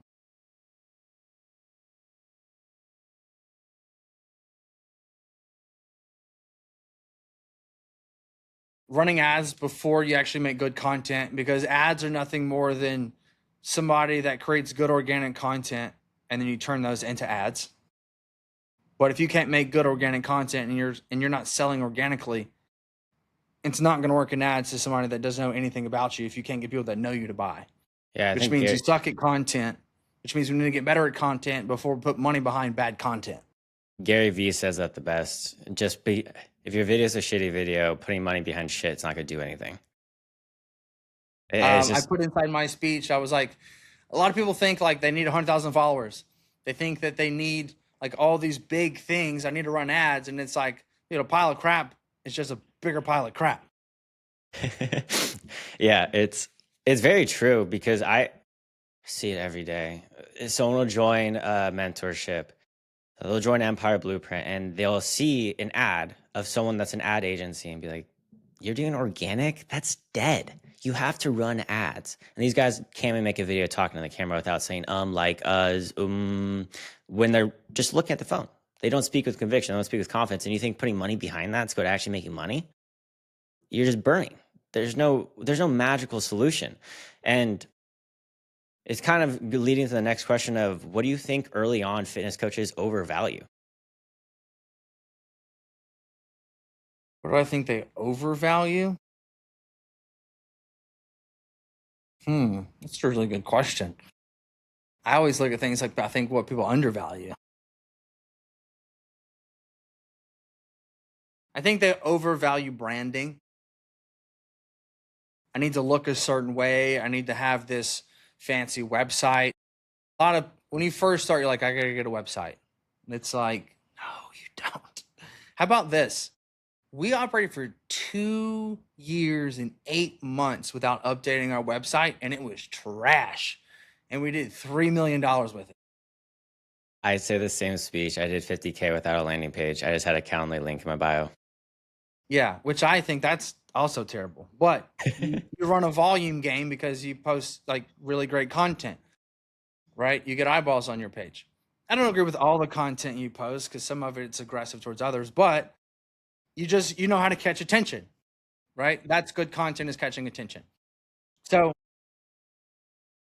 but like that landing page, man, like it needs to be so simple. It just needs to gather a name, number, and email and give something away for free. Because a lot of people wake up and go, how do I get a client today? And it's like, that's the wrong mentality. Because if you need to get a client right now, how do you do it? I'm looking for 5 people looking to do X, Y, and Z. But if you understand and reverse engineered how you actually get a client, you know you can't get a client without getting a lead. So I want you to take the approach of, okay, so if I talk to 2 people on the phone, I'll close one of them. So which means I need 2 calls today. How do I get 2 calls today? Well, conversations are actually how I got all my other calls because no one actually applies just because it's in my bio. And it's there 24/7, has been for the last 6 months. I've gotten 3 applications. So I set all my people normally through DMs. So I need to focus on how do I have DMs and how do I have conversations. So if I had 20 conversations and that led to 2 book calls, that would get me 1 client. So now I wake up today and say, for me to get 1 client, I need 2 calls booked, which means I need to have 20 conversations. What can I give away that's so good that 20 people are going to give me their telephone number today? And then you will print a client because you went the approach of how do I have 20 conversations? I always say a quote of, you could have the best systems on earth, but no one's going through it. So what's the point of even having them? Because people, they procrastinate and they call it perfectionism because they want to mask inaction with a favorable thing. And they'll say, hey, I can't post until my backend's built. I can't post until I have this done. I can't post till this happens. And that is the biggest excuse to be a failure. You mask imperfections. I had a guy today. He was like, man, how are you pumping out 6 pieces of content a day? I go, I just post. And he was like, all right, I'm going to do that too. I'm moving on Monday. I'll start then. I go, or you can start today. I always try to have a rule of thumb that I don't think a single human has ever made is when they join, I say, try to get 3 pieces of content out today. Doesn't matter what it is, just post 3 videos. It could be sound videos, it could be you talking, just get 3 pieces of content out. I don't think a single person has lived up to it. People have this, they have this inaction because it's so ironic because in theory right now, you have the most followers you ever have had, right? For your personal account. So in theory, you have the most eyes on your account. So this should be the most stressful you ever have been clicking that button on post. When you have 0 followers, you have 0 eyes. So what is the mistake or what is the fear you are having? The bigger you grow, the bigger the fear will be in theory, but that's not the case. People with more followers post more at volume. They don't think as much. They pull the phone out more. There's more authenticity. Dude, it's so funny you say it. It's so true because I remember hanging out with people who have massive followings and we would like take like 3 gym photos and it'd be like boom, boom, boom. And he'd be like, he would like look at them. He goes, which one do you think's best? I go, they're the same. Now I think this one looks better. It's like, but it made me realize like that's also, I mean, obviously it's insecurity, but at the same time, it's perfecting a craft that you've done so much, but you can't get there without the volume of knowing which photo actually looks better. Yeah, the volume game and getting better 1% a day because you can repurpose content every 90 to 120 days. Algorithm and people just don't have a memory of seeing the content. And that's usually the rule I of thumb. think I think you can do even sooner based off of how frequently do you post. I post Yes. 6 times a day. It's 42 pieces of content a week. You're not going to remember when I posted 3 weeks ago. Yeah, I this sounds crazy, but I actually put a folder. If a video gets above 5K likes, I put in a folder called High Performers, and I see the date I posted, and I repurpose it every 90 days or You 120 put that days. folder like you save it in a collection inside Yeah, your IG. No, I put it in an Apple album. I'll put the original raw and I'll put it in and say high performer after I see a post. And I always do that as my repurpose. And so whenever I repurpose it, it's high performing post. I don't repurpose Yeah, bad so you're performing putting the post. raw in there. Yeah, So it helps me a lot. But the that's a thing good is, idea. with getting better, I'm actually finding myself stopping to post the video because my content is so much better now on the editing, the crispness, the conviction behind I speak, that I don't even repurpose it because I don't think it will perform well because my newer content is 10 times better. And that's actually an imposter syndrome thing I have to get over of I'm holding myself to the standard that I never held myself to before. Because I've even repurposed a video I made day one. It always rips. I posted it 6 different times and I was hesitant to post, yet it did 10K likes. And I was hesitant for some reason. And it's interesting. Like you said something that was really key where I'm quite aggressive in my content. And I think the conviction, because I don't, granted, I don't think it's the best route on earth for a lot of people because you have to be very confident with what you're saying because you can attract a lot of people that hate you with the way I approach content sometimes. But that level of conviction people need when they speak in their videos. It doesn't have to be towards a creator or anything like that, but conviction is the biggest thing. And the ideology behind you speaking is the biggest factor that actually causes growth. Because when I watch your video, I know you walk the walk. There's no question behind your love for business, the love you have for go high level, the love you have for systems, for fitness, all these things. You have to do the volume game to get that conviction, that confidence behind speaking behind a camera. Because if you say a video, if you want to lose fat, you can't be obsessed with this. No, that doesn't perform well. You have to be convicted. You almost have to speak like a pastor. Like you said, you always see people and you mimic other forms of businesses. Pastor is the best speaker on earth. Why don't you mimic the way they speak in your content?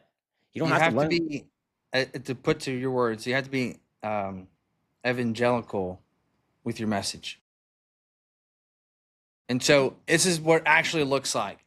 You think that you're being over the top and silly and like this is just crazy, but because you're so insecure about the idea, you're actually just coming up to a normal level. But in your mind, it's crazy. Just like when you walk out on the dance floor at a wedding and you feel like you just look like a goofball because you're like, doing your thing, you actually just look like everybody else. But you feel like it's just over the top. I think there's a big You got to factor. go above to come down, and actually it feels like you're on the moon, but really you just jumped off the ground.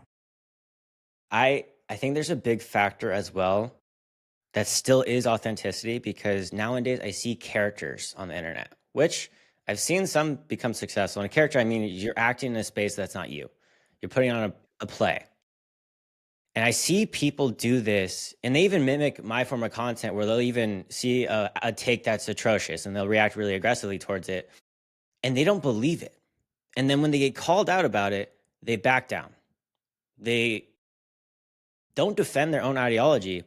And I think that's the biggest path to failure. You might get success like first 10K, but that won't stay long term. I think people have to actually believe what they're saying. And that's why Mike gets a lot of hate. Mike gets a lot of hate, but he doesn't give a rat's ass. He knows what he's saying. He is so convicted and so confident behind what he says. He'll double down, triple down, quadruple down on the hills he'll die on. And I He's want to just ask, convicted in his message. what do you think is the biggest difference between someone that scales once and scales repeatedly? Mm. From my personal experience, difference between somebody who scales once and scales repeatedly.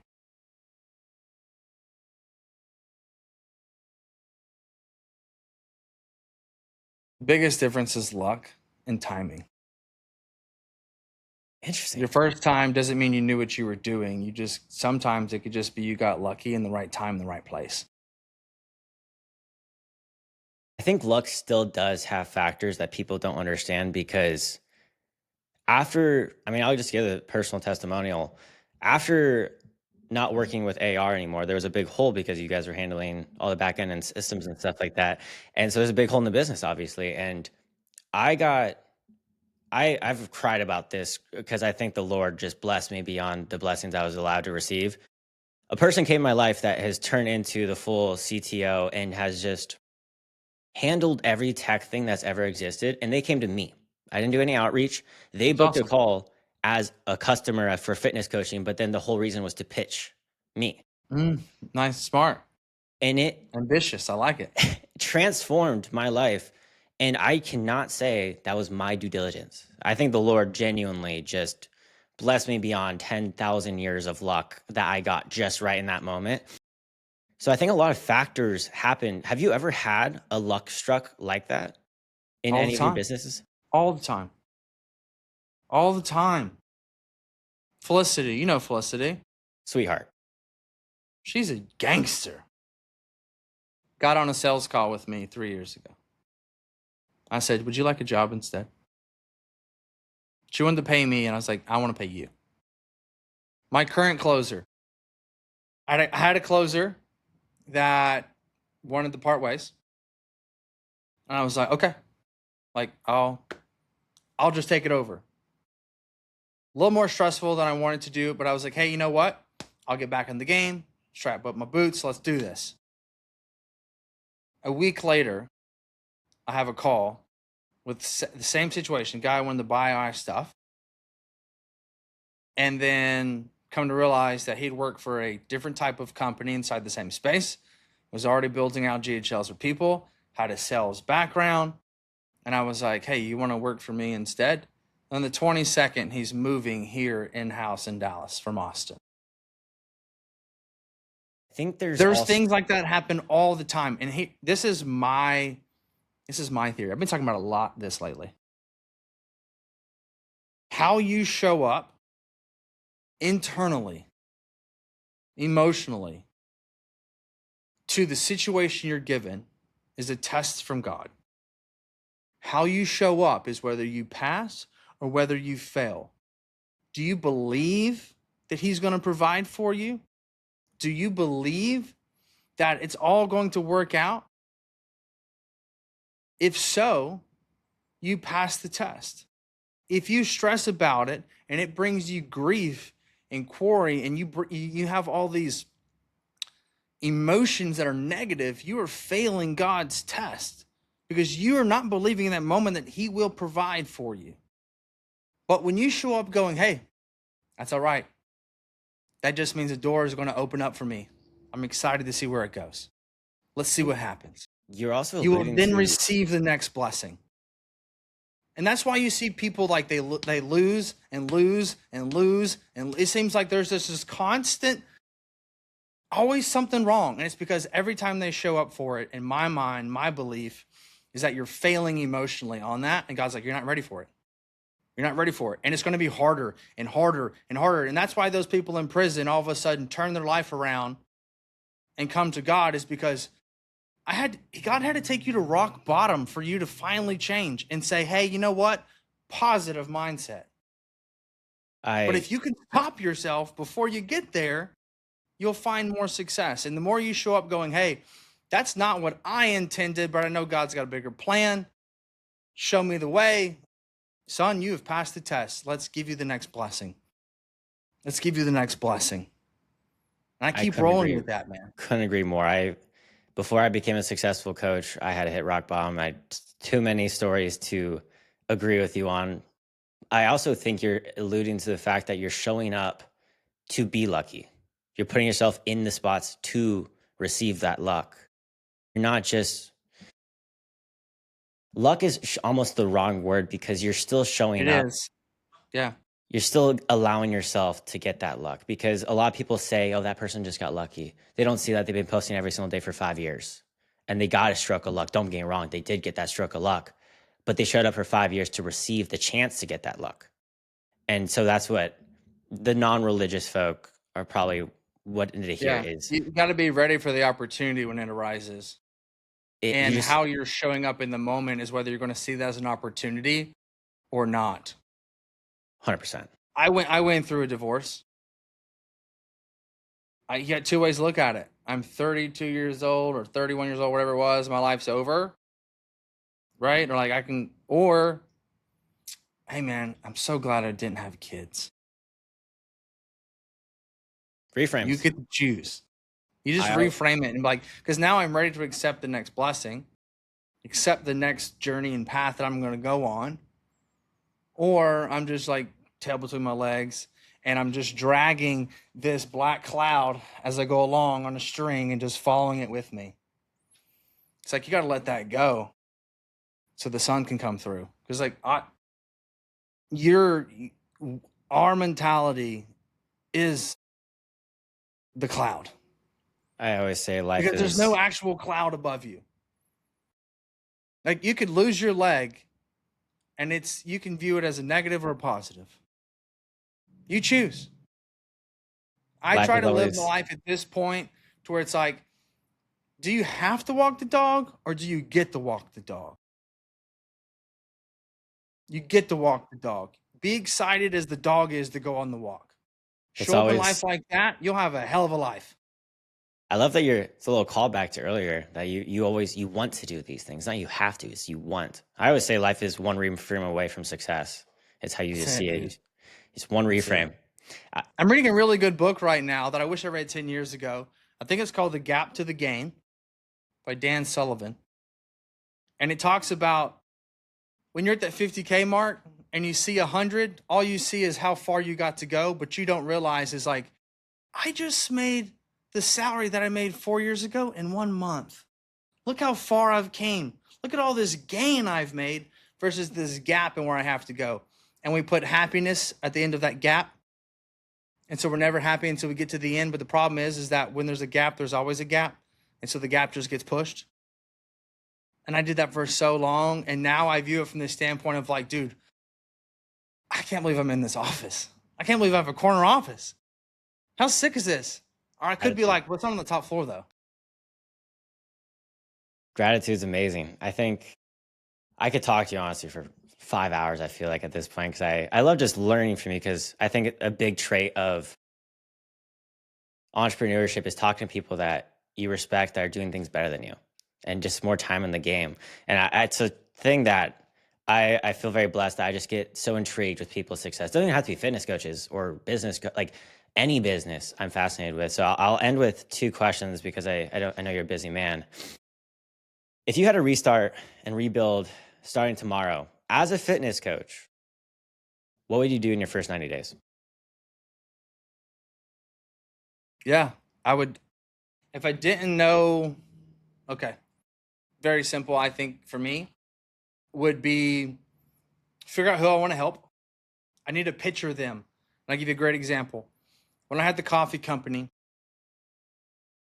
we target a very, very, very specific person.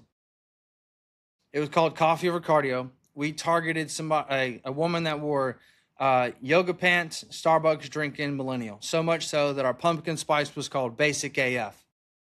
They wore brown Ugg boots, black leggings, probably a colored sweatshirt, oversized, big letters on it, probably the university, had a messy bun, either with a large clip or a scrunchie. They had an iced latte. It was probably half milk. They were swirling it around their phone, waiting for their girlfriend to show up so they go to Target and buy things they didn't need as they prep to go to Taco Tuesday and have margaritas and have a good time with their friends. I didn't need to tell you what Jessica's name was. You already knew that. And her friend was Heather. That is a niche. That is how you find success. And when you can find your Heather, your Jessica, now it's like, what does Heather or Jessica need? What can I give them away for free to help them in their life? So then I develop something I'm going to give away for free. And I'm going to post content serving Jessica, whether it's meme related about going to Target, whether it's meme related about wearing your Uggs everywhere you go, whether it's meme related or about country music. I'm going to find what that college girl's looking for and things that she loves and that's humorous. Create top of funnel content to go to that person. Then I would give away something for free that matched what Heather needed. And like, I wouldn't even have a funnel to begin with. I would just say, comment this word, and I would just manually send it over. Or I would create a very basic landing page that I'd figure out how to do for free myself and not pay somebody to do it. And then have its where name, number, email, IG handle, deliver that free thing to them. It can be automated, it cannot be automated. It doesn't matter. I just need the telephone number. And as soon as they gave me the telephone number, I would think that was the most important thing that ever happened. And I would instantly send them a text message and say, hey, name, I saw that you just got the thing. Did you get it? Somebody else said it went to spam. And I would start just a natural conversation. And then I would outreach to people that look like Jessica and an entire sorority. And I would send them on comment on all their stuff about how they posted Friday night. Looked like that was so much fun because they all went to the same party. Because once I get one Jessica, the rest of the sorority is coming with her. Because likeness. And then you just got to get good at sales. That's exactly what I would do. I think you're really good at pinpointing what everyone needs, and it's a sense of connection. Everything you said just alluded to connection. Everything, connect to them as a core, connect to them as a human being. And I think that's something that is hard to find these days, is connection. People want to feel connected. We're in a space of we being the most connected generation that's ever existed, yet we're the least connected. I was gonna follow that and be like, but And if people can find what you just said, the rest is history, and it doesn't even have to be fitness coach. That's a pretty universal business advice what you just gave. And I think that's it's just anything. Doesn't matter what it is. It's so much good advice. And A funnel is nothing more than these things. You give something away for free in exchange for data. You ensure that they got the thing, or you send it over, you ensure they got the thing. You ask them why they got the thing. You inquire about why they got the thing and see if they want to learn more about you. And then you pitch the idea of working with you to do more of the thing they got. Like, that's all a funnel is. We overcomplicate it, but like, that's it. Like, that's literally it. Appointment setting is nothing more than what's your goal? How long have you been trying to do it? Have you ever worked, or like, why now? Have you ever worked with somebody to help you achieve that goal? Would you like to see what it looked like for me to help you achieve that goal? Like our setting process. That's it. That's it. Yeah. Couldn't agree more. I mean, pulse on the offer for a fitness coach. That's exactly the most successful route you could possibly take. Yeah, and don't undercharge. That's the biggest thing. You're going to start selling for $100 and you're never going to make it. Have you ever seen the ad, the shoe company ad, where they're a discount shoe brand, but they marketed as one day they opened a fake shop and they charged over 1,000% what they normally charge, and they got all these designer people saying, "Oh, it's so elegant, the fabric is so clean," and they took off the receipt and it was $6, and they felt so embarrassed, and it shows perceived value. So when you give someone a $5 coaching, they're gonna think it's a $5 piece of coaching. Yeah, they're not gonna assume. There's a trickle down effect that I like to talk about a lot. If you charge $100, I take my wife to dinner and I just swipe a credit card for $100. Matter of fact, you can't go to Chipotle in the movies on a date for give or take $100. You want me to change my life for 30 days of following a plan and exercising for the price of Chipotle and some popcorn? It's not going to happen. So I don't do that. I don't adhere to the program. I don't get results. You don't get transformations. You don't get referrals. And here you are working with this person who's a giant pain in your ass, and you got nothing to say for it. Because you charge too little, because, well, I'm going to make sure that they could afford it. If you charge $1,000, now it hurts. And when it hurts, you adhere, because the new car you wash every day, the car that's from 1992, you don't wash because it has no value and it doesn't hurt when it's dirty. So treat your clients like you do cars, and you'll get better results. You're actually doing them a service. More marketing material. You're literally doing them. You charge something that had a comma in it. You're helping them by helping yourself at the same time. Truly. I think that's a great piece. And to close us out, what question do you wish people asked you more about your business?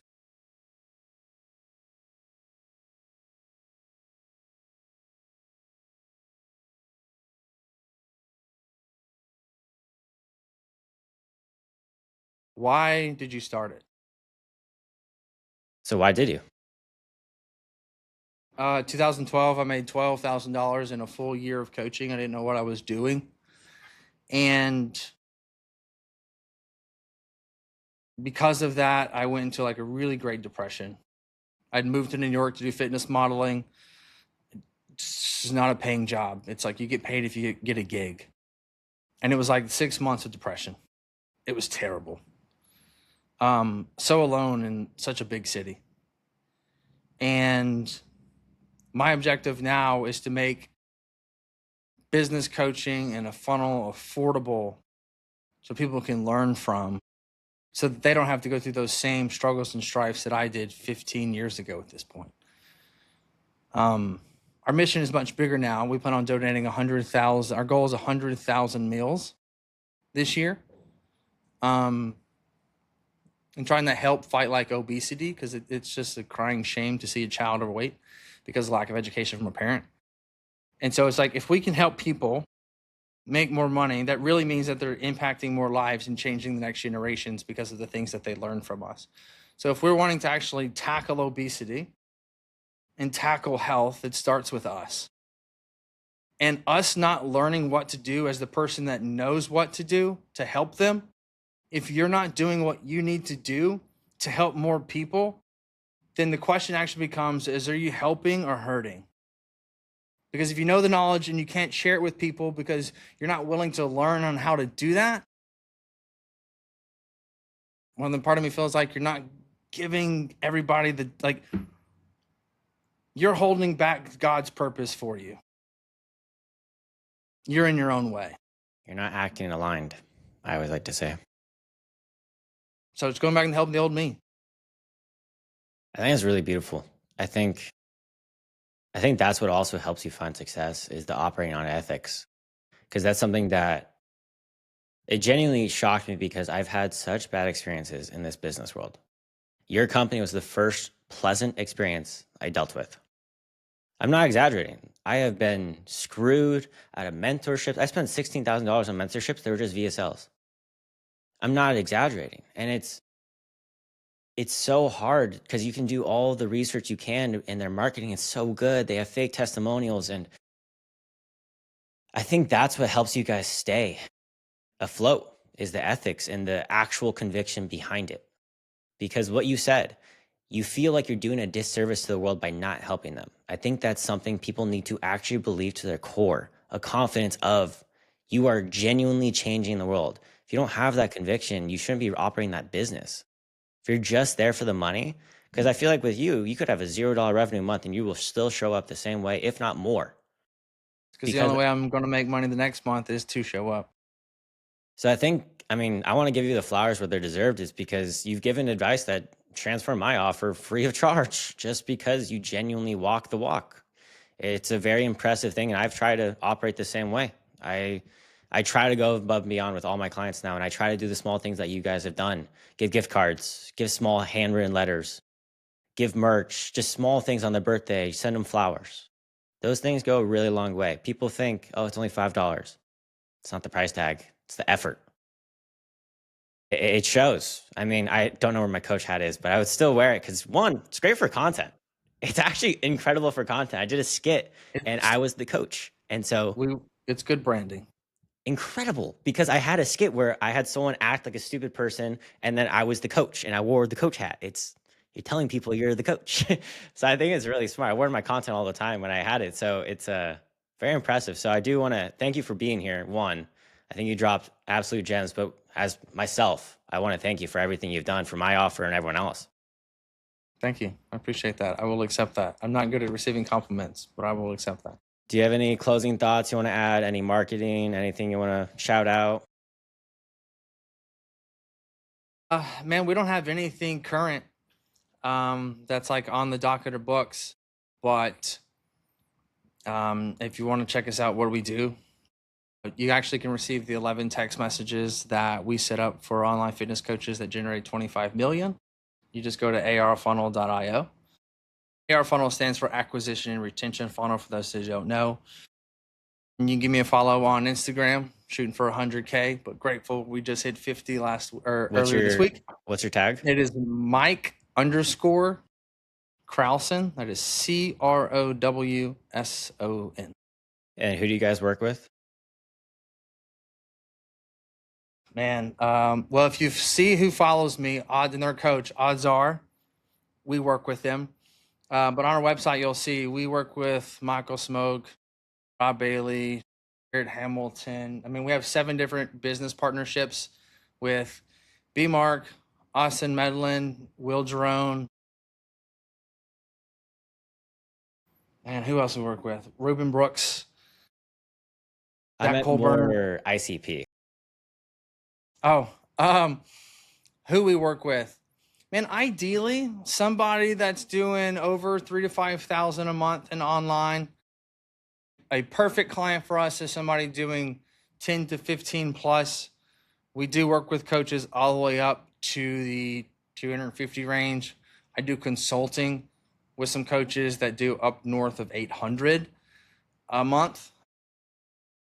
So we try to serve whoever we can, however we can. But if somebody that's looking to get a funnel in their system, or they're manually reaching out to people via email, or you're manually sending over your contracts, or all you have is an application or a Calendly link, and you just have no way of actually getting in clients with no strategy, that's really who we're trying to help, is somebody that this is a real passion of yours and you're doing the things and you feel like you can do more, and you're positive about it. Then it's just worst case is get on a call and see if it's a fit. Yeah, and personally worked with him. Incredible experience as an online fitness coach. So he's not lying. He works with the best in the game. So he's not fluffing anything as someone that has consumed his product and been a part of his product and paid for the product. So Yeah. yeah, Because if you well, don't like it, you can leave. yeah, there was no issue. It wasn't the dislike. It was just it didn't align, and that's Yeah. simply it. Nothing Yeah. bad. So yeah, Yeah. You were growing faster than essentially our team could have said, let's just say support that you wanted. And really, like, you're just in that situation to where it's like you just wanted to bring it in house. And it's like, hey, in-house is, I that's will totally, say, totally cool. You know what I mean? in-house is such a blessing. It's like Yeah, but it takes levels to get to those places, true. you know? I Yes, mean, very true. you got to be absolutely crushing it. And it's like you have an internal sales team and like you got all the pieces. But at the same time, it's like you went in house after you learned a lot of how we operate, and you're like, okay, 100%. I got it. I can go do this here. It's going to take a lot of work to set all these things up, but I know the I framework on how to do it now, right? I would not have been able to do it if God did not bless me tenfold. That one human being, he was the next founder of Cameo, so he's a tech guru and just got very blessed. Thanks for everyone watching, and I hope you guys subscribe or click the buttons. See ya. Peace.